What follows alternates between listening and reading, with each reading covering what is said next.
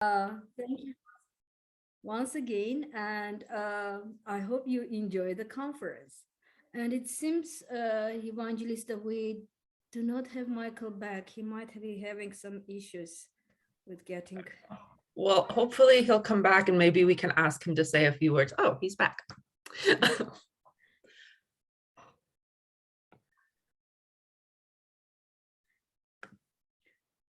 Uh, Michael, we lost you at the moment where we were asking you to say a couple of words. Oh, so sorry about that. worries. No, I had issues connecting, so I hope I'm in now and you can hear me okay.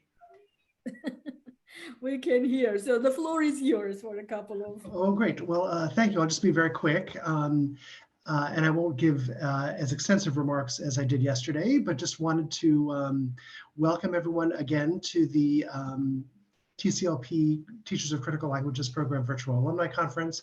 I'm Michael Kuban, the Senior Program Officer in the Teacher Exchange Branch of the Department of State. We're so pleased to work with Zara and Evangelista and the whole American Council's team on the program.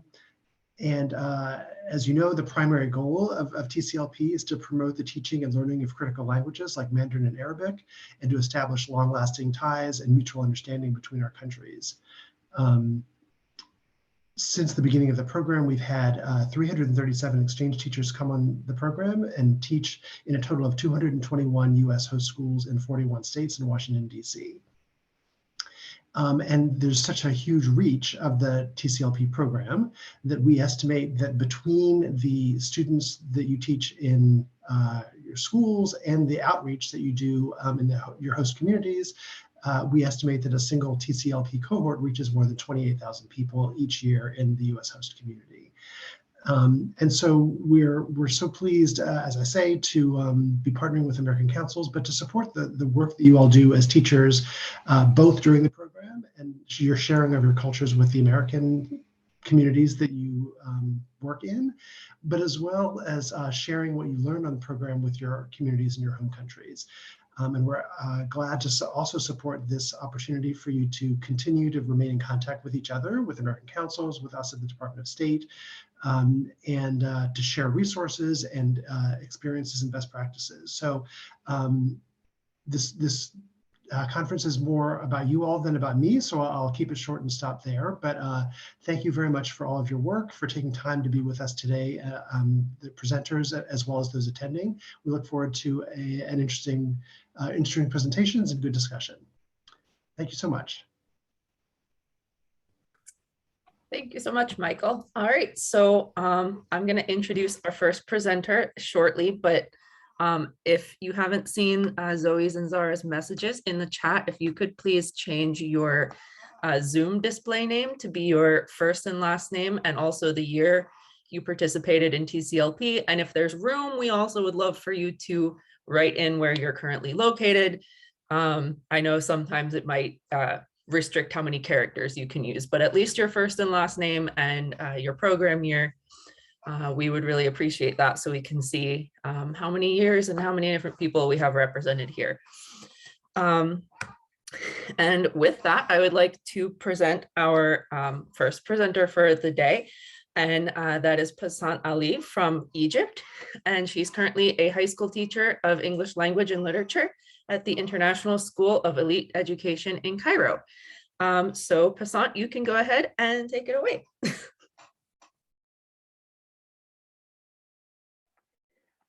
Thank you so much. Let me introduce myself briefly. I'm Passant Ali. I participated in the TCLP in 2017 and 2018. Since I came back to my home country, I have been giving workshops in professional development to the teachers at my school. I worked at an IB school for 3 years, and now I work in an American school where I teach grades 9 and 12. And I'm working on my master's program. Now, hopefully, I'll be done with it soon. It's very nice to meet you all today and to see all the lovely faces. I miss you, Zara, so much. It was nice seeing you today again. I'm going to start and share the presentation with you. And please confirm when you see it. You can use the reactions thumb up or something. Yeah, okay, great. So let me first share with you the objectives I prepared for the presentation. We're going to discuss today how to share the materials with students for an effective virtual class, how to keep an open channel of communication with the students and at the same time keep it professional, meaning that instead of using WhatsApp or Facebook as a means of communication to answer questions, what is the substitution for that? How to engage students effectively in online sessions and how to assess students through online platforms. Let's first start with this very small survey or quiz. And for that, you can use the same platform with your students. It's very friendly to use. I'll share the screen.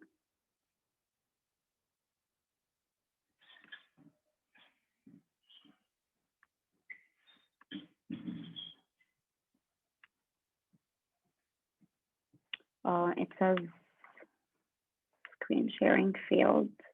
Let me try again. Okay, can you see it? Okay, great. This is one of the platforms that you can use with your students in order to assign quizzes, online assessments, or even do games and activities for formative assessment. You have two options to use it. You can start a live quiz, and this is the one we're going to use today. And you can assign it as homework, in which you get a link with a password that you send to your students, and they can access the quiz and take it, and the results will all appear for you. And actually, once you prepare the quiz or the task or the activity and you mark the right answers, it's going to automatically grade the quiz for you, which is super easy. Okay, so when you start a live quiz, if you choose the classic form, you choose the classic mode, and what happens is that it gets you a code for the others to join. So I would like you, if you can use a device, another device like your phone, to go to joinmyquiz.com and enter this code 483118.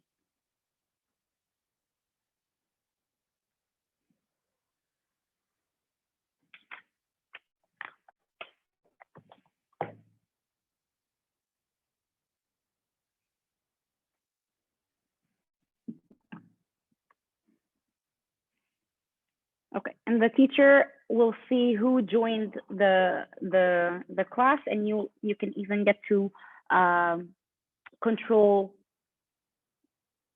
the attendance or the participants in your class.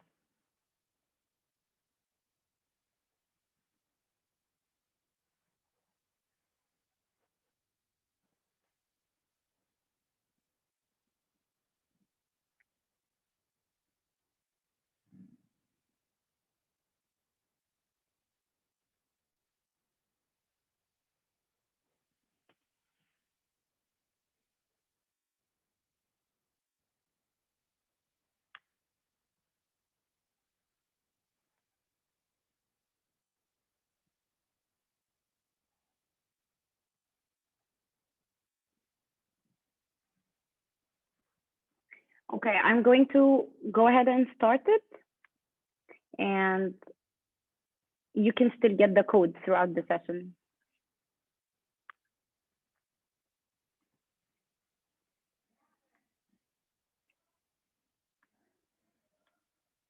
I'm going just to close the volume or the sound.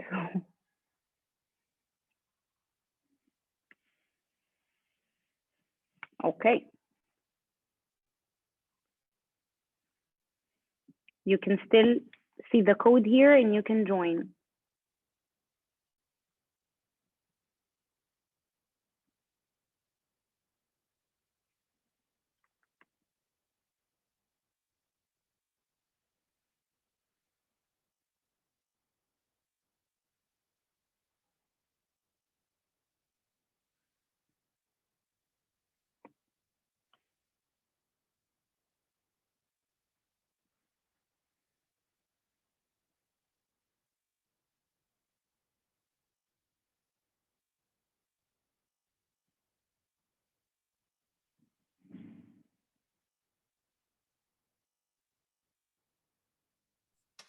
Hassan, this is so much fun. I'm in the classroom and this is amazing. We should be using this for our pre-departure orientation.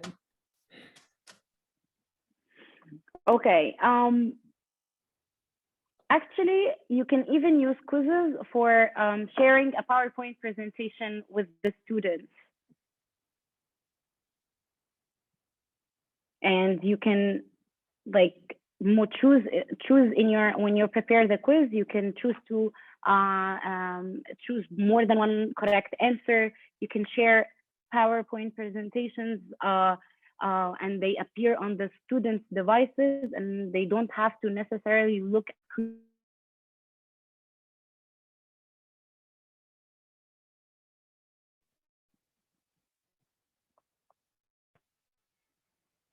Okay, and the mode that I chose was just starting the live version of it, in which students go on their own pace.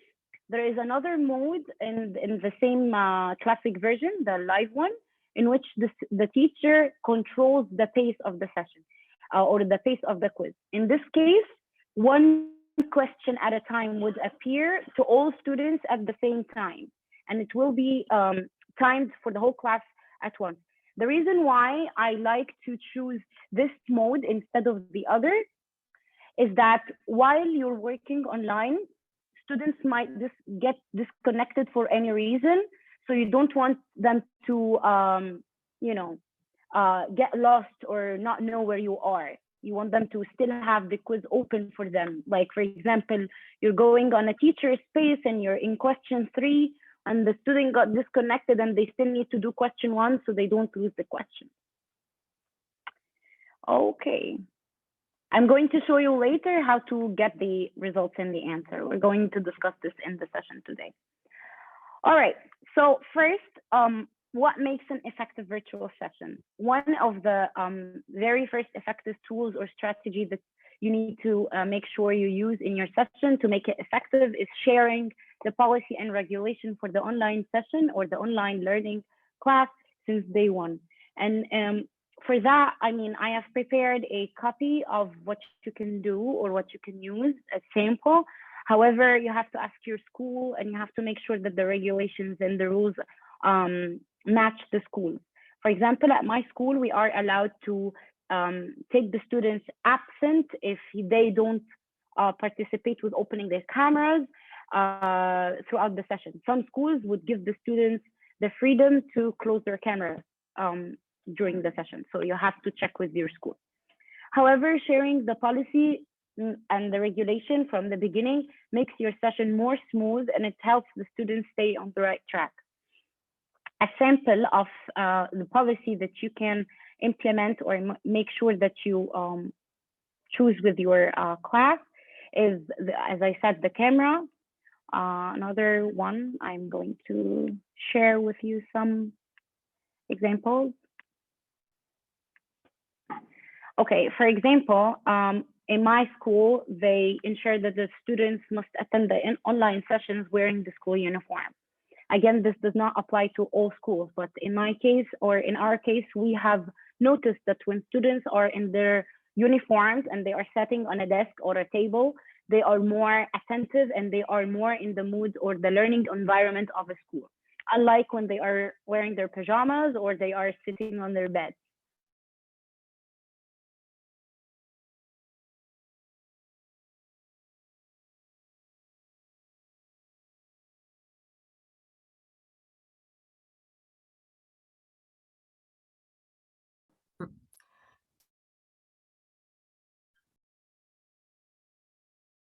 Did we lose Passant? Oh no. Oh, okay, great. You're back. We lost you for a second there.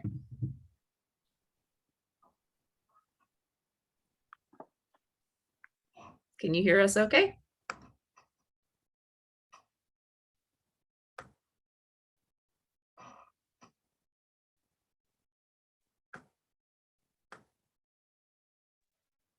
Oh, did I get disconnected? Yeah, but it seems like you're back now. We can hear you. So Yeah, I'm sorry. that's okay. Back to the rules and the regulations. One of them is about engaging effectively in the classroom, and it affects the students' attendance if they don't. And one of the most important rules is making sure you have your material in advance or prior to class time.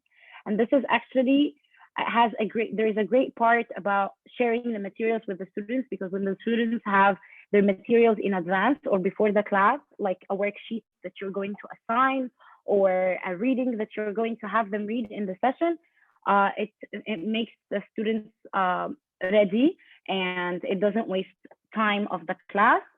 And you can share this through a lot of platforms that we are going to discuss today. So after you share your policy and regulation, you want to make sure that the students are engaged and they are involved in the class, and even the way you teach your class. So they are mostly engaged when they know the objective of the session and they have the needed materials and have the chance to reflect and assess themselves after learning. And actually, this is one of the biggest challenge, to give the students the chance to reflect and assess themselves when they are at home and you are at your house. Because at school, they can come to your office, you can counsel them one-on-one. When you're at home, it's a little difficult. But it's really important to provide them with some platforms that will allow them to do so. One of them is quizzes, the one that we used previously, and the others is going to be through other platforms like Google Classroom. It has a part where students can put comments or feedback about a certain task and a certain homework or assignment or PowerPoint presentation. Also, students need to be exposed to the diverse of delivery mediums. Do not focus your session on mainly using PowerPoint presentations or use videos all the time or you talk all the time. Try to provide different mediums, different ways for students to get exposed to different mediums and not feel bored throughout the session. Allow students to give regular feedback on their learning experience. And this is actually very important because this learning experience is tailored for them. I know it's challenging for us teachers, and like we have to do a lot of preparation so that we can make the online learning happen. However, we need to ensure that the learning experience is going smoothly, especially that some students might feel embarrassed to share that, for example, they can not use a platform like Kahoot and all their classmates use it. So it's going to be very helpful if you put a sort of a questionnaire or a poll every week to make sure that all the students are comfortable with the learning experience in the online class. Also ask them questions. Last week, for example, I was talking to my students about the learning experience actually when I was preparing for this session, and I asked them questions about their learning experience online and what or how do they feel about it and what's the most challenging part. And actually they can talk, they can express themselves because they compare all the teachers. So they were like, actually, when we use this in the class, it doesn't work well, but Miss Yasmin, the math teacher, used this technique with us and it was more comfortable or more helpful for us. So I actually started implementing what the other teacher was using with them. Okay, how do you share the materials and keep an open channel in advance? Most of the time, students have books, of course, but as teachers, we provide them with extra materials that we want to share, like documents. So one of the amazing platforms, and it's free, that we can use to share the materials and grade and even assign quizzes for students is Google Classroom. Google Classroom or Microsoft Teams. Both of them have the same features, or the features are very, very similar. Google Classroom, you can use as a teacher, you can use to start video meeting if you're not using Zoom and you want to use something else. You can create a class and manage the assignments and the grades. And Google Classroom is very, very helpful with that because it shows the teacher who submitted the assignment, who did not submit the assignment. I will show you a copy now or an example now. It tells the students if you want to make an announcement, you can just type it there and all the students will see it. You can even involve the parents. If you have the emails of the parents and you want to put them and email all the parents at once or share the materials with the parents, it's easy and fast. It allows you to give direct and real-time feedback. You can put, while you are grading a paper, let's say an essay or something, there is no right or wrong answer, and you want to provide feedback, you have like a box in which you can write a personalized or customized feedback for each student and a generic one for the whole class, which makes it easy for you and saves the hassle of counseling and emailing each individual. You can use it to post announcements. For example, the quiz is postponed. There will be this assignment due next week, and so on. And it reminds the student. Once you put the due date for something, it reminds the student.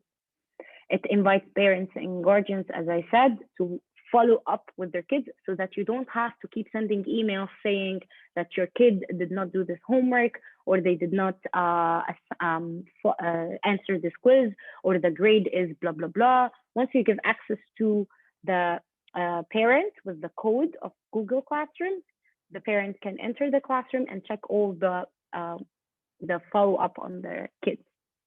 For students, they track classwork. So if you're assigning a PowerPoint presentation, or if you're giving a quiz or a video or something, you can put it there and they see it. They can submit assignments as well. So you share whatever materials you used in class. For example, if we are in a Google Classroom right now, after I finish this PowerPoint presentation and I find it helpful, I will put it for you there. You can download it to your device and keep it for reference. Submit assignments as well. And actually the submitting assignment feature is very helpful because, as I said, you don't have to keep counting papers and see who submits their assignments and who didn't. Once you put a due date, after this due date, you can go check, and they will say, like, get you the list of the students and put a check in front of the students who submitted that. You click, you open, you see their paper, and you give them feedback. If it's something that is graded online through Google Classroom, and right or wrong, you put the model answer for it, then you open to get the grades of the whole class, which is very nice. Share resources and interact in classroom streams by email instead of using WhatsApp. And as I said, for guardians or for parents, you can email the summary of students' work and get them the overall performance grades for the parents. Okay. I don't want to take a very long time with Google Classroom, so please, by the raise of hand, if you would like me to show you how to create a class, you can raise your hand and I will happily do this for you.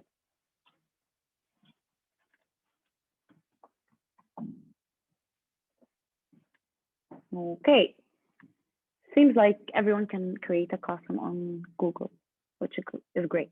Microsoft Teams has similar features. The third platform or application that you can use is Padlet. And since in Egypt, I don't know about China or in America, but in Egypt, kids use their phones on everything. I don't know why, but they feel so lazy to open their laptops. Although the school policy is for them to use the laptop so that they can view everything in the original form. However, it's easier for them to just use their phone because they never leave their phone. So there is this application on the phone. It's called Padlet.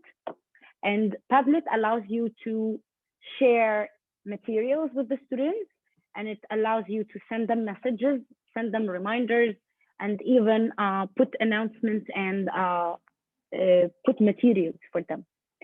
At the same time, they don't get to see your email, they don't get to see your phone number, they cannot post comments without you approving them. And it allows them even the chance to cooperate together and ask each other questions and have discussions about stuff and keep your phone number, private. There are also other LMSs that schools buy for you, like Phoenix or RenWeb or others, but these are like platforms that are not free and the schools must buy them for the teachers. You can, it's very important to share the materials and keep your communication channel there. Okay. How do you engage students in the classroom, or how to make them like interested about the online learning? Take the help of gamification, uh, and not only when it comes to application time in the class, but you can also use it for quizzes. Students can tolerate to take a paper quiz when they go to school, when they are on campus. However, when it's all the time, when they're sitting at home and they are already bored, if they are extra bored with the like paper and pen quiz, that can be very intolerable for them. So it's better, or it's advisable to use gamification like quizzes, Testmus, Kahoot, to not only use it as for games and for practice and application in class, but now after the online, those applications and those platforms change their features so that you can have control over what students see. For example, Testmus rearranges the quizzes and randomize the questions for students. They randomize the questions and randomize the answers. Quizzes does the same thing, and it has more features than Testmus. In Kahoot, you can assign a quiz and then get the link and give it to students with the SIN or code, and it has a due date, but after that, it closes for them. As we said, try to vary the mediums you use in the class between PowerPoint, audios, videos, and textbooks. Engage group work and pair work through breakout rooms. Zoom has a feature of breakout rooms. Would you please give a sum up if you are familiar with the feature?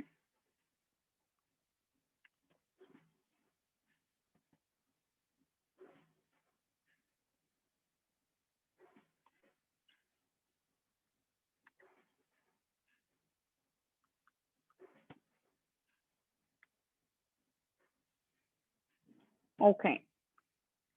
All right, I will briefly explain. I'll briefly explain what breakout rooms are. Breakout rooms is basically dividing the students into groups. So you put them in rooms, different rooms, in which each group is discussing a topic or discussing a task, or they do something. And as a teacher, you can go ahead and visit all the rooms to ensure that all students are working and all students are engaged and involved. Prior to opening the session, you need to make sure that in the settings, you enabled breakout rooms. So you go to settings from the website, not from the app, the window of calls and meetings. So from website, you're going to go to zoom.us, and then in the settings, you're going to go to my account in the top right, and then choose personal. You're going to go to meetings, in meetings, the advanced category or advanced setting, and there you have to enable the breakout room. When you do breakout room, or after you enable it within the session time, let's say I assigned something and I want to do a group work like the group work I do in class. So I will go to, no, it's not enabled here. In the bottom next to share screen and next to participants, you will find breakout rooms. This will put the students in different groups. And as a teacher, you get to choose the option of random breakout rooms, so that Zoom basically chooses this for you, or you can even choose who works with who, like what we do in class.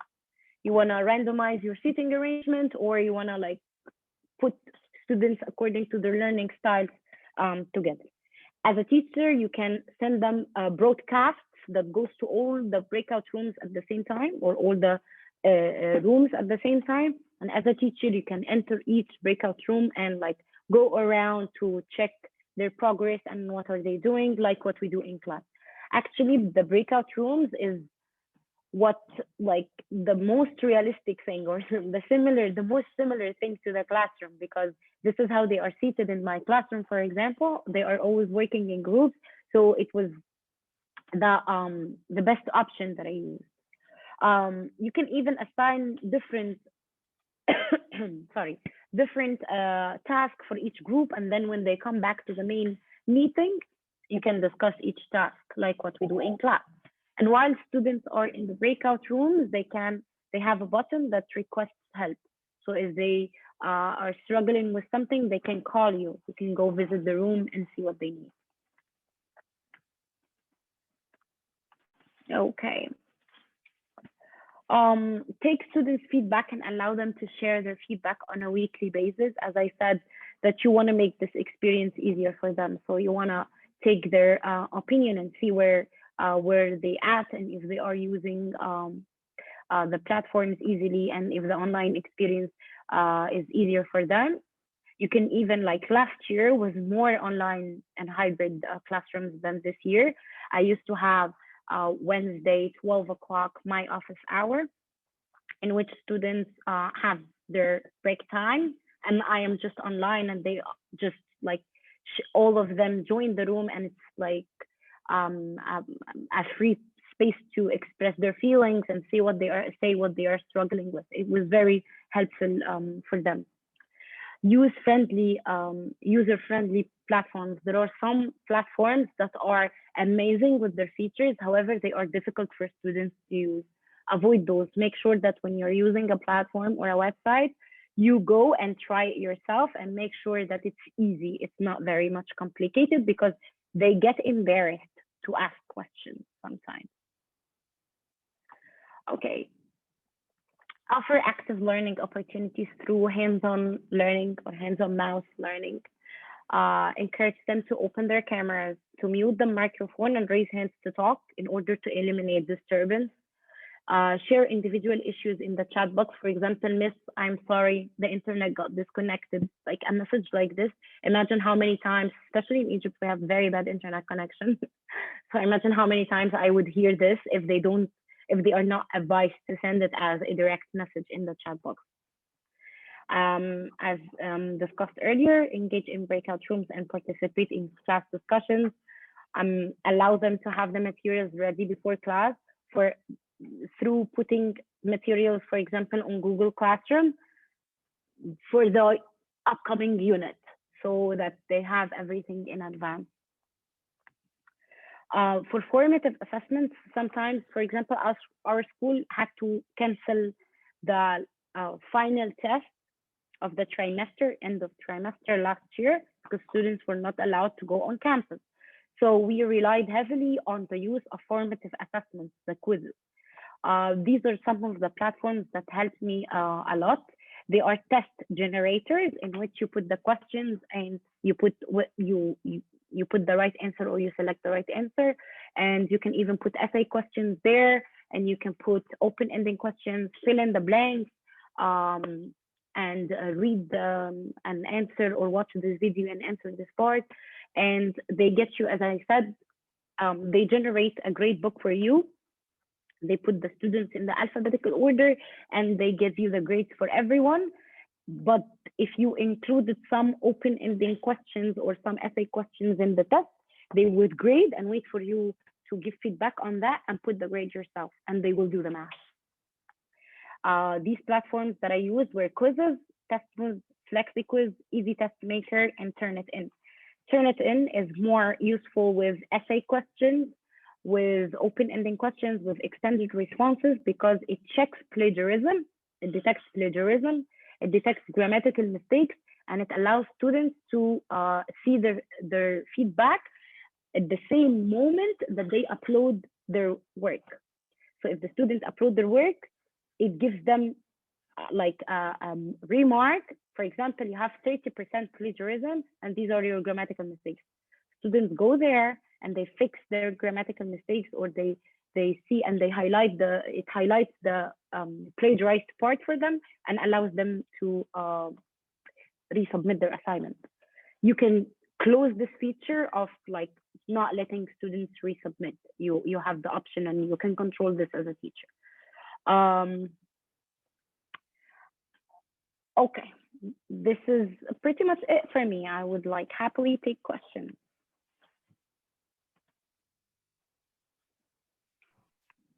Thank you so much, Pasant, for that excellent presentation. Does anyone have any questions or comments for Pasant?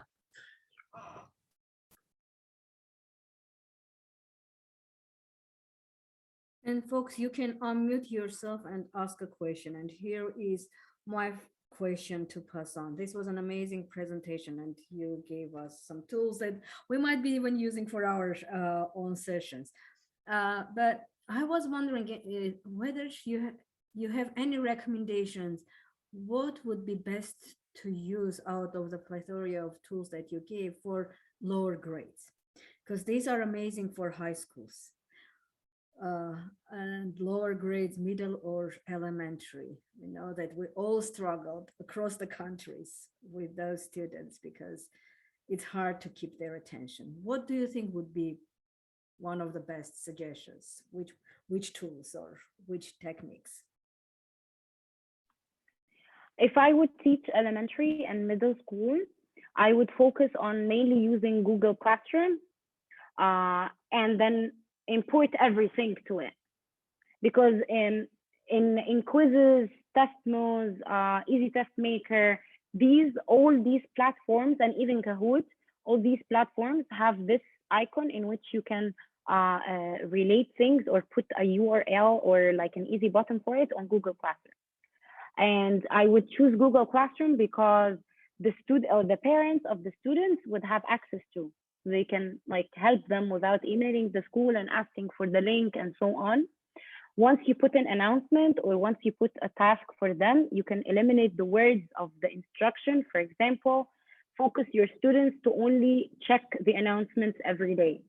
And then on the announcement, they go there and they find 2 words, press this link. And then they would press it. It appears, and actually quizzes, for example, appears like an icon, not a link. They just press on it and it puts the password for them and everything. So they don't need to like enter and open a website and put a code or I don't know, what is it called? Password or something like that. So it easily takes them or refers them to the quiz itself. And whether it's Kahoot or quizzes, because they are easier and interactive for a student.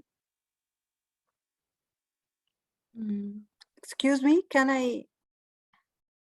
Yes, thanks for calling us or for inviting us for this meeting. Thank you so much. Nice to see you all. But about Zara's question, sorry, Basant, to try to indicate the answer for Zara. I believe that you keep your students engaged when they feel that they are in a competition all the time, especially for the young learners, as the students can see each other's results, and even they keep competing to get more points to be the first one, because you have some options or features in this application, whether you can increase or give power ups when you are very quick in answering these questions, or when you answer some following questions correctly. So it gives you more points, and it gives you will imagine that you are in the 5th place, and then you will find yourself the 3rd or the 1st. So it will keep you competing, which gives the students energy, and they all attention. It draws their attention all the time.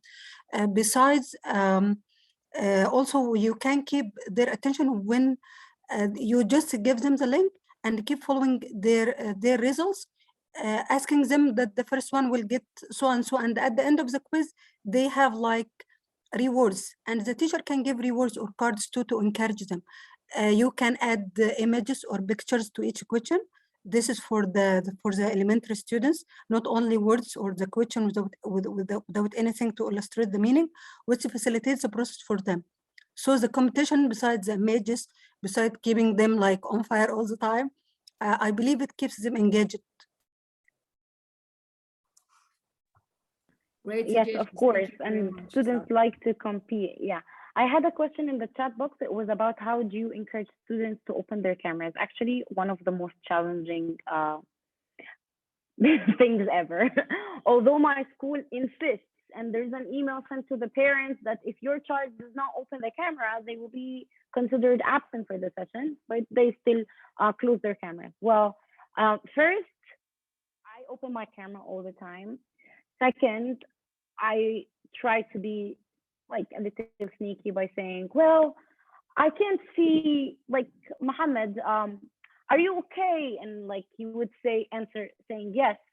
Well, I would like to see your lovely face because, you know, I can talk to a black screen. It takes time, but when they see that I'm I'm insisting every time and I wouldn't proceed with the session or like I keep nagging, they eventually open their camera. Once they go to the breakout room, they close the camera again because they're all colleagues. And I go to the breakout room and I say, oh, would you like to please make sure you open your camera? And I actually talk with them. I have a talk with them. I say, guys, and I try it. And I close my camera and I say, if you find like just the sound talking in your ears and you can't see where this is coming from, it's creepy, it's scary. I feel the same thing when I see like a bunch of black screens. So I keep talking with them. I keep nagging on it. Actually, like you can't make them or force them, but you have to keep, you know, you have to be patient about it and joke about it every time. And again, you have to check with the school. Yes, I may add something. This is something that I really apply in my classrooms. I do something like the best smile contest for all my students. So anytime we are ready to take a picture or a screenshot for the best smile, and I give them rewards.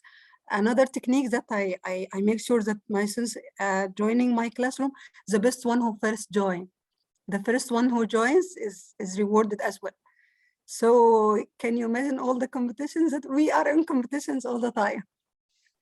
Elementary kids are sweet. It's not Try doing this elementary. with high school. I don't teach elementary students. I teach middle years, like starting from grade 7 to 11. But you know what? Because I play games and I know this is a technique that I have adopted from the games that I play. They always take me to the next level. It's not the same all the time. There is something. There is a contest about like harvesting some product or getting the most. I play something about farming and things like this. So they always ask me to do tasks, to compete, to find more points. And that's it. So I try to play the same technique, to apply the same techniques with my students. We are never all to play.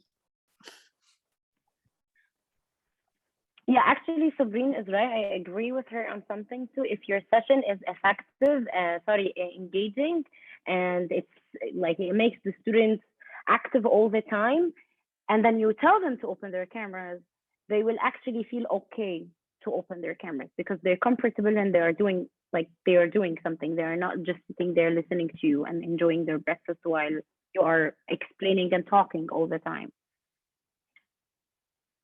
Okay. Do we have any more questions in the chat box? No.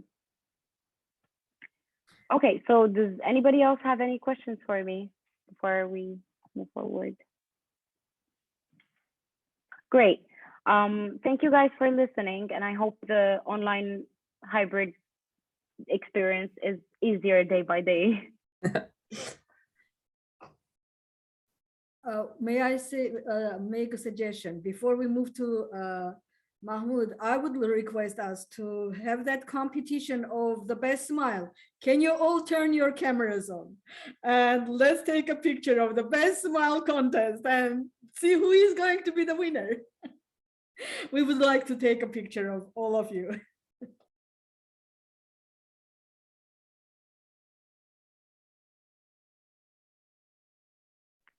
Zoe, wow, Sabrine, your way is very effective, Sabrine.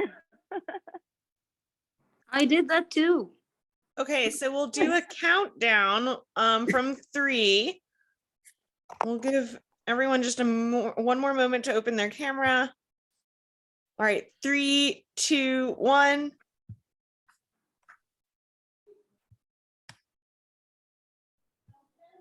All right, I got it. Thank you, everyone. Yay, thank you so much. And thank you again, Passant, for your excellent presentation. And our next presenter for today is Mahmoud Daroug. He is from Port Said, Egypt, and was on TCLP in 2017, 2018. And I'm gonna let Mahmoud take it away. Hello, everyone. Thank you so much for inviting me. I was so happy. I'm so happy to see all of you.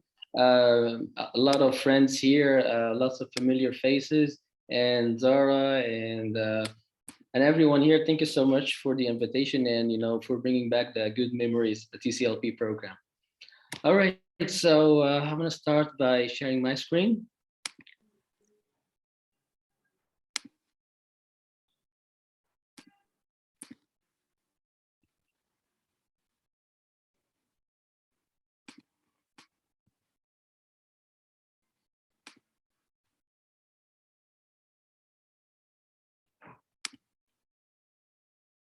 So can you see my screen, everyone?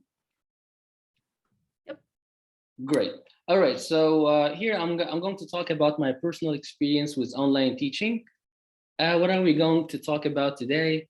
We'll start off with an introduction, and then we're going to list the types of teaching and talk about each one of them, like in-person teaching, online teaching, and hybrid teaching. Also, we have what I call the teacher toolbox. We'll see what that is. And we're going to end this presentation with a conclusion. So let's get started. All right, we're gonna talk about who am I and the types of teaching and why teaching young learners is so challenging. As you said, my name is Mahmoud. I'm from Port Said, Egypt, and I participated in the program in 2017, 2018. Currently, I'm living not in Egypt, in Dubai, and I'm so happy to connect with you guys. Even even if I'm living, in a different country. All right, so we're gonna talk about the types of teaching first: the in-person teaching, the online teaching, and the hybrid teaching. Well, for a long time, teachers have been teaching, in person. That means that they present the lesson a traditional way. There are students standing, many books standing in front of them. There are many books writing on notebooks, correction, and so on. So this is the in-person teaching. And when after the corona, and there has been need for shifting that to online teaching. So as they say, need is the mother of invention. So we have to come up with ways to replicate the in-person teaching. And we're going to also talk about the hybrid teaching, in which teachers teach in the same class, online students and students who are in class. All right, so what tools do we need as foreign language teachers? Well, for foreign language teaching, we have to get our students engaged. So we are not in the classroom, okay, we are online. So what tools do we need to get our students engaged? Who'd like to answer my question? Yes, Lise Hulen.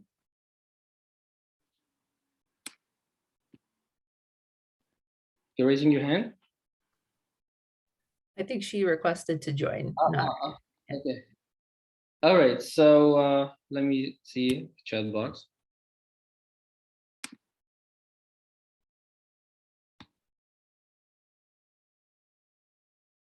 All right, everyone. So to get our students engaged, I think we need to come up with applications that can replicate the classroom experience. Okay, one example that Bassem mentioned was Google Classroom. Okay, I have some answers here. Online learning tools, yes, Mr. Muhammad, that's what I mean. Okay. Google Meet, I'm gonna talk about that. Kahoot, Quizzes, Padlet, Achieve 3000, Nearpod, and Vocabulary. Well, the tools are too many, and every day, those who make applications, they come up with new ways and they keep updating them. So I think I'm not talking about one application and saying this is the best and the other applications are not like it. No, what I'm basically saying is that there are many applications, and this is my personal experience with some of the online applications out there. Let us start with Google Classroom. I think Basan talked about it, and I'm going to just show you how it works from a teacher's layout. So I'll share my screen again.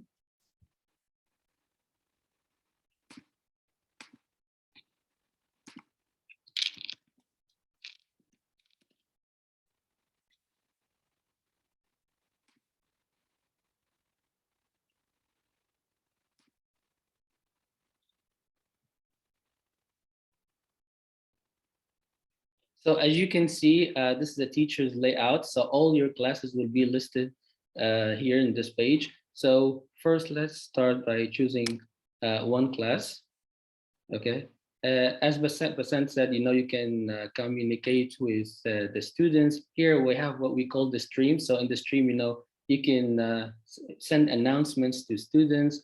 For me, like every day, I send them messages to tell them about the day's highlights. Okay. And sometimes, I would recap the lesson for them one more time so that, they can study at home, put some extra resources in the Google Classroom stream. Okay, so also sometimes my students would send me messages. Okay, they want all of these messages will be posted here, and when you also post any classwork or homework, it will show here in the Google Classroom stream.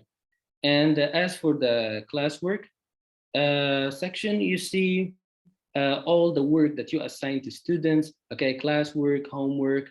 Okay, and as Percent said, you can see their grades, okay, all in one place, okay.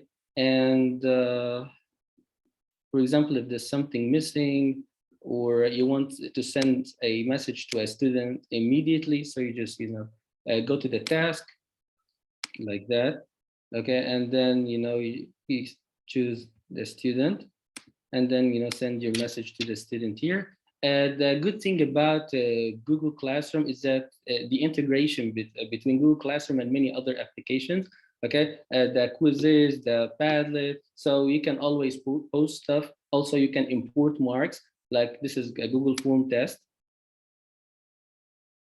that I gave my students, okay. After the student took the test, I imported the marks, okay, and this thing happens with just a click of button here, import grades, and then I return the grades to the students.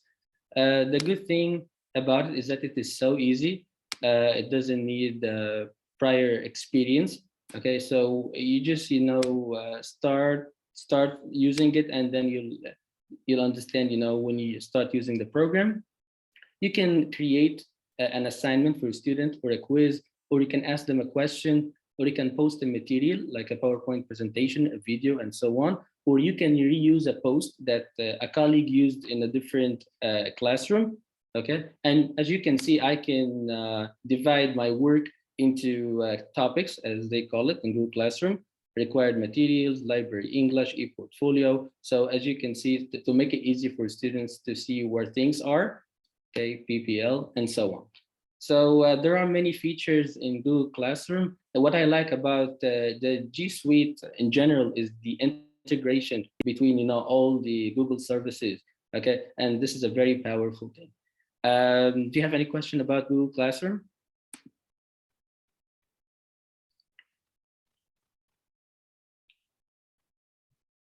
All right, so if there are no questions, so maybe I can move to the next application that we have.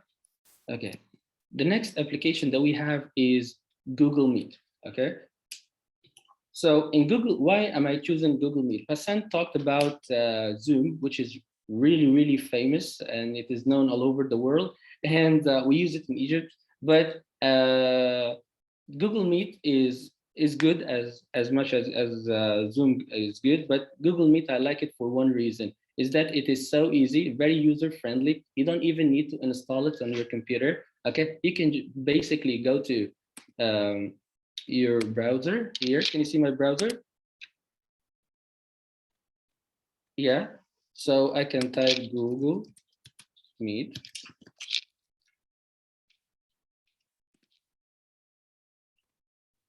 Okay.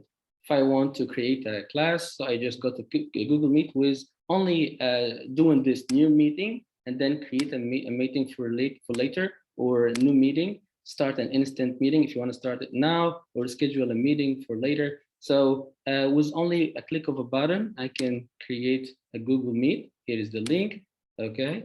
And I can send it to you guys here in the chat box.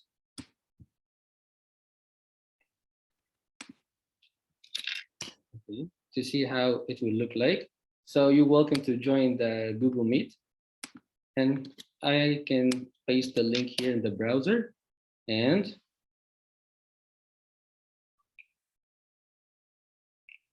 go ahead and join.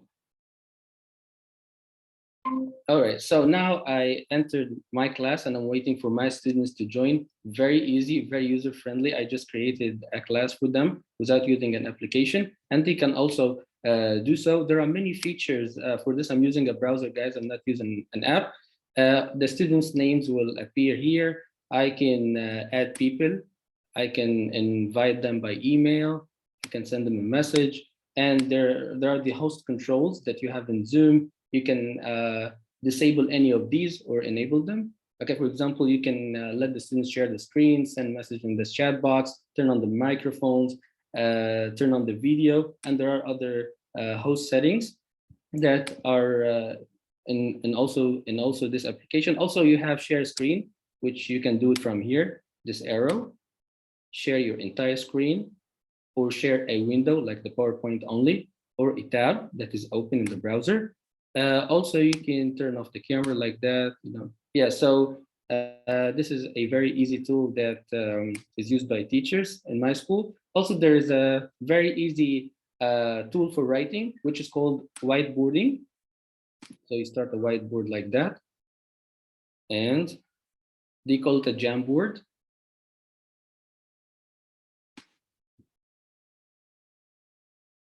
And you can go ahead and explain things on the whiteboard, the virtual whiteboard. You can also let students join, and all of you can work on the same whiteboard.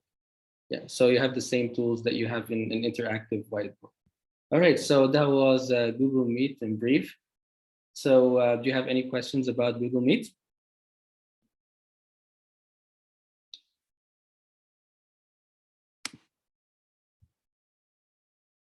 All right, so let me move on.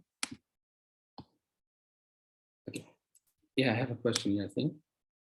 Is it free? Yeah, you'd be surprised. It is free. So such powerful. It's very, you know what? You can do this by just going to the website. If you have a Google account, you'd be able to create links and enter links, and super easy. So I'm sorry to interrupt. So one of the features in Zoom was to be able to manage or to control the mute settings. For example, a student who has a background noise, which you can control by muting them. Is this or does this exist on Google Meets as well? It does. It does. So here, if we go to the Google Meet, okay, and then can you see the Google Meet screen? Yeah. So go to host control, this one, okay? I click on it, and then I can control what happens in my class. I can let the students share the screen or not. Okay, if I disable this, okay, students won't be able to share the screen. Okay, also I can let them send chat messages. Sometimes students would do something snotty on the chat box. Sometimes so sometimes when I don't want them distracted, I would just disable this feature. And also for the microphone, sometimes students are getting noisy during the classroom, especially young ones. So maybe if everything doesn't work, like after you talk about the rules that Percent mentioned and everything, and it still doesn't work, so I would go ahead and turn off their microphones. Okay, and then after I talk about the rules and after I say what I want to say, okay, I would just turn it back on. And also for the video, sometimes it happened with a previous presenter, that her screen froze because of the connection. So I can easily make the connection easy by turning off the video, so it will not take it won't be too much on the internet connection. Okay, so I can also disable this from here, and I can enable it back by doing this. There are other whole bunch of features in the view all host settings. Thank you. Well, you're welcome. All right, so let me go back here. That was Google Meet. Any other questions? Thank you. Next, we have Kahoot. As Basant mentioned, this is one tool in which you can make students, you can test students' formative assessment, okay, or summative assessment. Okay, you can assign things, you can assign questions as homework, or you can have a live class. Would you like me to create a Kahoot session for you, or you're familiar with it? Okay, all right, so we can move on. All right, as for quizzes, actually I wanted to talk about the applications in terms of two things: the ready-made materials and the collaborative learning. Okay, for the ready-made materials, I love quizzes and the other apps that I mentioned because there are ready-made lessons, okay, that teachers can use, okay, or maybe tweak them a little bit to make them suitable for them. So one good example is quizzes and Kahoot. For example, if we just go to quizzes, okay, and let's say I'm teaching a lesson about the present simple, for example. So I would just go present simple. Okay. So I have questions that are ready-made and I can use them on the go. Okay. Many assessments, even lessons. This is a great feature. So you can have an interactive lesson on quizzes by just going to lessons. Or if I want to test the students, I would go to quizzes. Okay, this is a lesson, for example. I can assign this lesson as a homework, or I can start a live quiz, or I can preview to see how it looks like. This is how the students will see the lesson. First, they would start.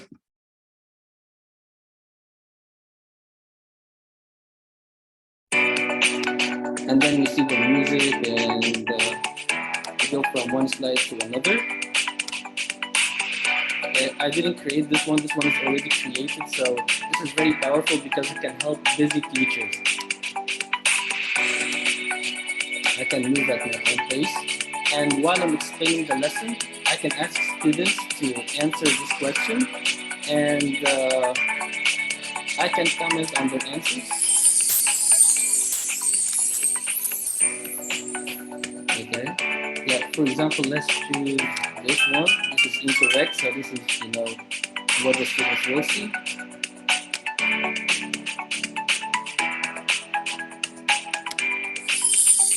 Yeah. So this is a ready-made lesson, and that would be very helpful for teachers who are busy, or teachers who want creative materials that are made by creative people. And for the quizzes, I can just, type the same lesson, present simple here. Let's see what we've got. We've got a lesson. The best thing about it is that it tells me, what grade level it is suitable for. Zara was talking about that. Well, so the thing here is that when I check all the lessons and quizzes, I can see this lesson or quiz is suitable for what grade. Here it says from KG to university. Some are for grade 1, for grade 2. Okay, I can choose my level, elementary, for example. And I can choose, from different subjects: mathematics, English, and physics. In our case, we're going to choose English. Yeah. So these ones, are very simple, and they are made for students. Whenever I like a lesson, I'll find it, in my library here. Okay, and I can explore other lessons from here. What will you teach today? type present simple, and then I can choose, the lesson that I want. Also, I can choose the subject and go through different lessons and different quizzes. Here, these are some of the reports for my class. Okay, so these, you find all the reports here. Okay, you can add students. The thing also is that you can integrate this with Google Classroom, which is great. Okay, if you go to classes, you'll find the classes that I teach, and you can see the Google Classroom integration. Not only the Google Classroom, you can also share it on Canvas, Schoology, and other applications. Or basically can copy the link and share it with students. You can change the settings here. Okay, so this is a powerful tool that I always use when I want to assess students, or when I'm teaching a lesson and I want my lesson to be creative. Okay, sometimes I see things that are not what I want. So for example, I was teaching this lesson, the governess from the Good Doctor, and I can just share it, okay, with my colleagues if I want them to know about the lesson, or I can edit it and then save it to my library, make some changes, and then share it with my students. So here is what quizzes is all about, basically. Do you have any question about it?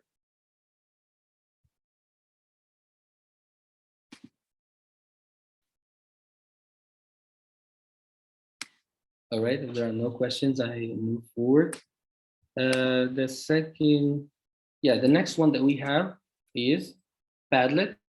Percent talked about Padlet, so I just wanted you to see how Padlet will look like from a teacher's layout.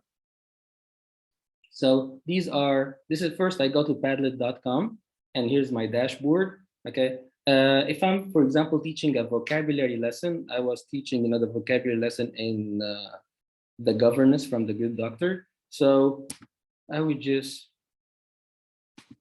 create a link, create a Padlet, make a Padlet. Okay. Well, because I'm using a free version, so I'm only allowed to create 1, 2, 3, 4, 5, only 5 Padlets. But of course, if I want to create more, I can go premium. Okay. But let's talk about the free version. In the free version, I still can do lots of amazing things. If I run out of space, so I can go ahead and archive this class. I can delete it or archive it. Okay. So here are my archived Padlets. Because sometimes I delete them, sometimes I archive them. These are the recent ones. If I'm teaching a vocabulary lesson, I would give my students the words and ask them to look for the meanings. And when they look for the meanings, I would ask them to give me a definition, example, and picture. Okay, and after that, I would ask them to write their own story in another section, using the words that they have learned. So this is so good because it encourages students. Students love technology and they love collaborating. This is what I did today when I was teaching a vocabulary lesson, and my students, love this lesson so much. That was about the Padlet. How to make one, I talked about this, how to make a Padlet, and this is how to join a Padlet. Okay, go to join Padlet and put the link here. If you're the teacher and you want to share the link for the Padlet, you just go to the Padlet and then you choose share. Select share here. And then you can copy the link to clipboard, and then you go to classroom and then post it to the students here in the stream, as I did. All right, I can also get a QR code. Some students in my class, they have iPads, so they can just scan the code and go to the Padlet. Also, I can email them or share on Facebook or in Google Classroom. And after they expire, I save them as PDF so that, I would have students work with me and then, review it for the coming year. These are some of the ones. that I downloaded. This is all students' work.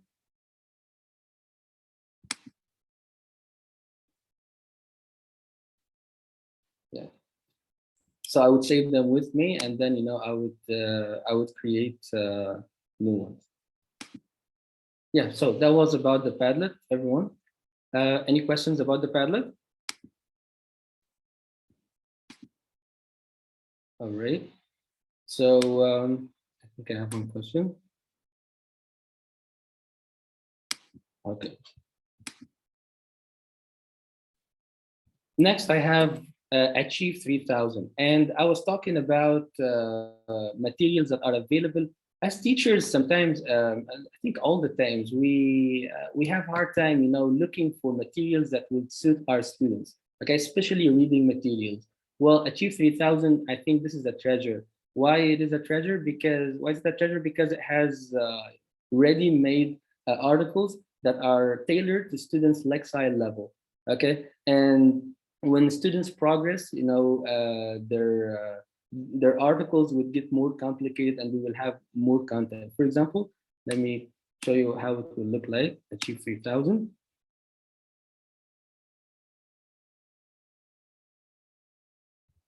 I would choose this class.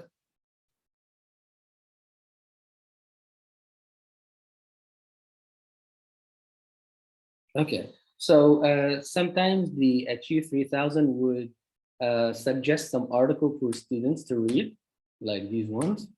Okay, and sometimes as a teacher, I can assign them, articles to read. Okay, there are many topics in this platform. Topics about women, social justice, poetry, environment, careers, and so on. And they're very suitable for everyone because it is tailored, as we said, to students' level. Okay, and also to the topic. Students, when I ask them to read in the library English class, the students would basically go to search by keyword, and my students love, video games, Roblox, so they would just go video games, and then did nothing here, so maybe they would just go to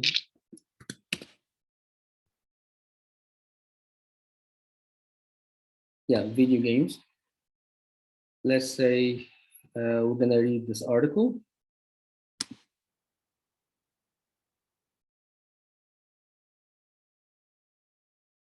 Okay, before students start answering, they get questions like these.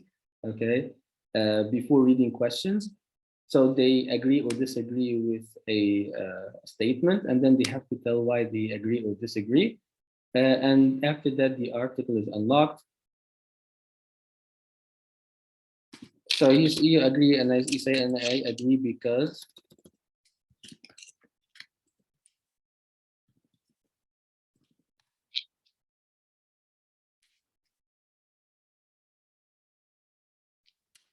Surprise, blah, blah, blah, blah. And then you would submit this one. So the article would be unlocked for you. You have to-do notes for you, vocab for this article. And as a teacher, I have, extra resources. Here, the student will see articles based on his lexile level. But because I'm the teacher, so I can, choose the lexile level that I want from 150 to 1380. So this is, the most advanced one. And after I read the article, I can answer the questions that come after the article. This is very, very amazing because I can see how many articles and how much my students read. I always check my students' performance by going to student reports, usage reports. And then let's say I want to see how many questions they answered, how many articles they read, and then choose, for example, this class.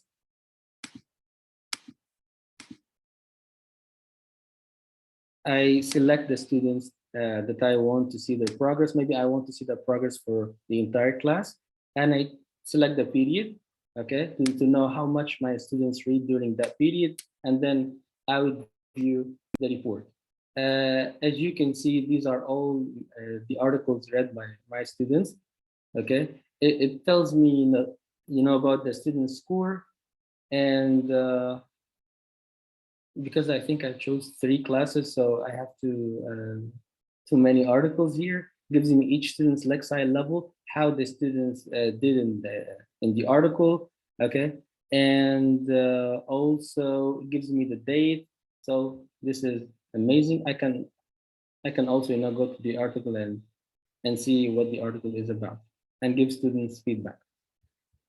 So that was Achieve 3000, and not just it's not only used by English teachers, it's used by science and math teachers, social studies as well.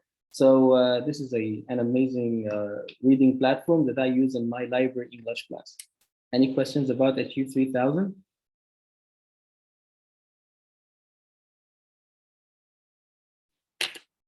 All right, so I will go to the next one.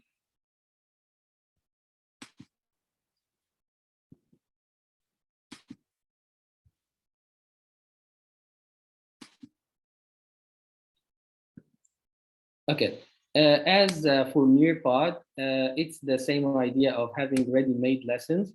Okay, for example, I can show you how it works. I can go to Nearpod. I know this is Mr. Muhammad Atif's favorite. You've been using this one for so long, right? Yes, actually, it's a great tool as it has a variety of activities all together in the same web tool. So what else do I need? Mm-hmm. Yes. Exactly, because it has all what I need as a teacher. So these were some of the lessons that I did on Nearpod. What I like is that the treasure, what I call the treasure. I just go in there, put the name of the lesson, and voila, you have the treasure. Many lessons, okay, that you can choose from. For example, I was doing a lesson about compare and contrast. Just type compare and contrast. And I see my lessons. Sometimes I search in the library to find more lessons. Present sample.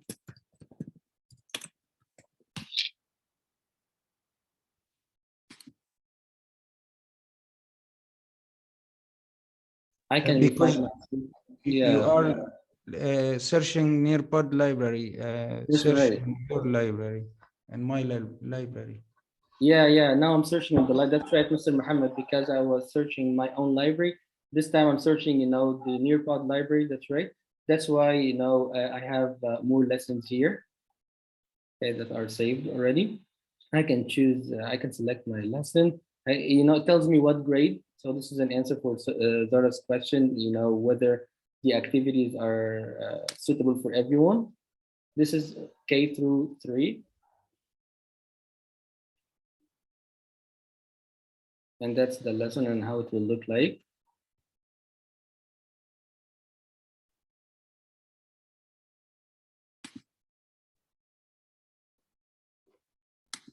All right, so I know that I'm over time. Just wanted to talk about the activities that we have here. As you know, guys, there are many websites and many applications. These were only few of them. There's also IXL there, and also let me show you. Yeah, I'm not gonna talk about them. We're gonna wrap up. We have Vocabulary, IXL, and other applications out there. There are too many applications that help teachers. The most important thing is that we use them wisely, okay, and not spend much time on them. If they're not helping, so technology is not best. If we have to use them, so we should use them, to meet our objectives. And that's about it. Thank you so much for listening. And if you have any questions, I'd be more than happy to answer them. Okay. Thank you so much, Mahmoud. Like Mahmoud said, we are running close to the end of our time, but if anybody has a quick question they'd like to bring up or type in the chat, We can take maybe one or two before we wrap up. Mahmoud, one quick question. The Google Meet, does it have breakout rooms? It does, yeah. I know that you would ask me about this one. That's why I have it here. That's okay. I can find it. I wasn't sure like whether it Mm-mm-mm. exists or not. Yeah. Mhm. Thank you. This was again another amazing presentation with a lot of information, and I love the 3,000 reach. Mhm. Thank you so much. Thank you. Yeah, so this one is in the settings. Yeah, that's right. So you can, create breakout rooms, and the same way you create them in Zoom. Okay, great. Thank you. Okay. About Achieve 3000, I have tried to join it, but it asked me about the area of interest. I think I'm not sure what to choose. For example, literacy, learning platform, EL intervention, and so on. So it doesn't have branches as subjects. So as a teacher of English, what should I choose actually? Well, let me go to this one.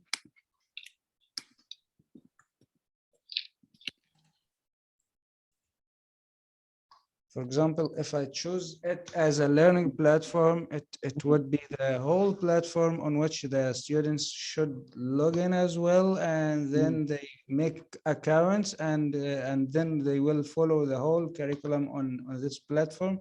I can't use it, for example, as a tool for one lesson now and then. No, I think you can do both. You can assign activities for students, or you can use it for reading. Instead of giving books to students to read, let's say it's a library class, I always use it during my library class.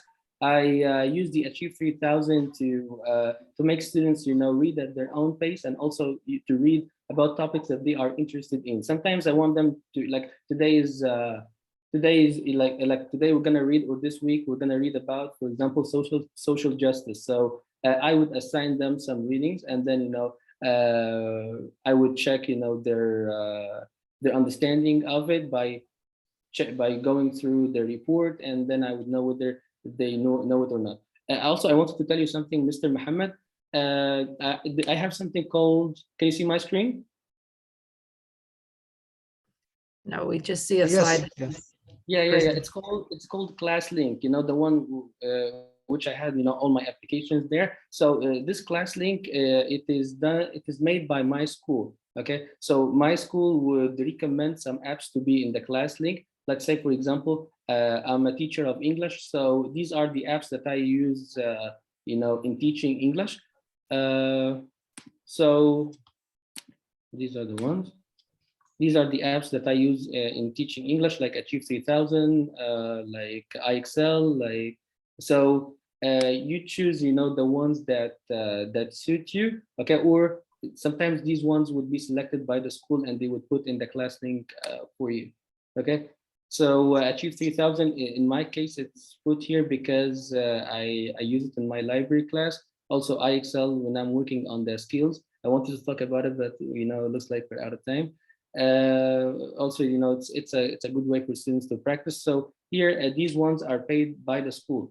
Some of these applications are not free. Some of them are paid. Some of them are free, but there are some services that you cannot unlock unless you are premium, like the one that we talked about in Padlet, and also Achieve 3000 and IXL. It's limited for free accounts.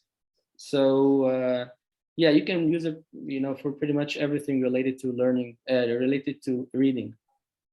Mr. Muhammad. Thank Okay, you. did I answer your question?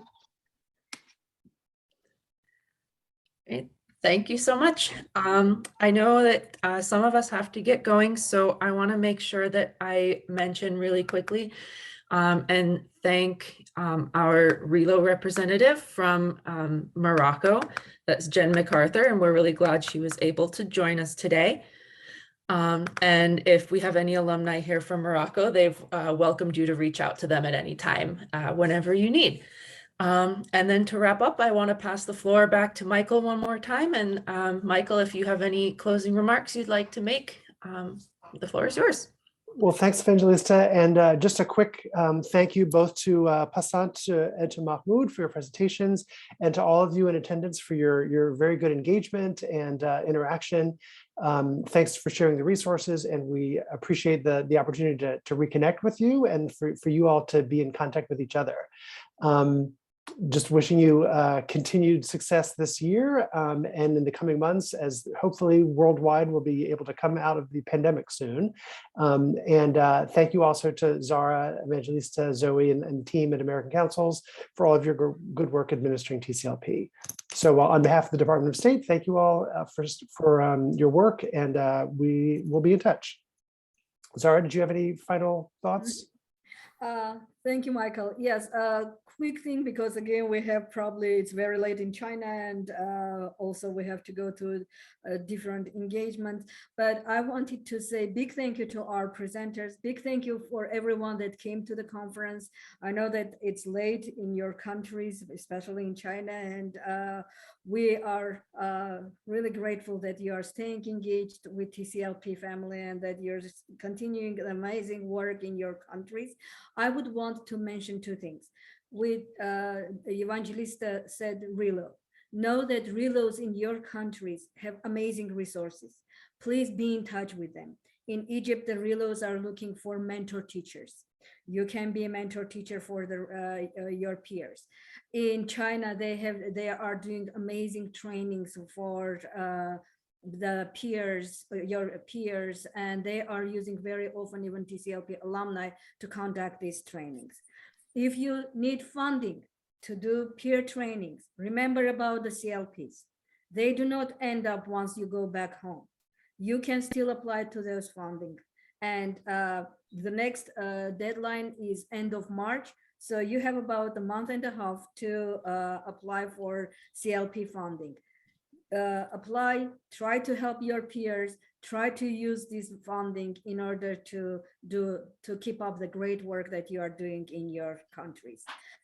Stay connected, share with us your success stories, because we are always looking forward to getting your stories. And it can be anything. It can even be, I have a new baby, here is the picture.